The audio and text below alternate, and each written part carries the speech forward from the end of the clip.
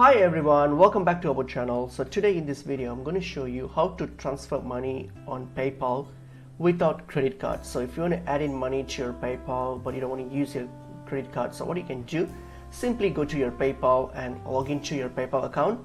Once you've logged into your PayPal account, you can go to your payment methods here, click on it, and then what you can do once you get to the payment method, you can click on this link card or bank option.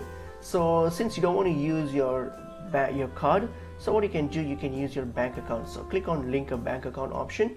So once you click on this, so you can either provide your bank account details, so your bank name and all other details depending on your location. So just provide those details, and once you're done with that, hit on link your bank account. So now you have linked your, so once you've linked your bank account and PayPal approves your bank account, so now your account is now all good to be used on PayPal. So you can simply transfer money or add money or send money using your bank account that you just added on PayPal. So that's pretty much it is. Hope this video was helpful to you all. I'll see you in another video. Thank you.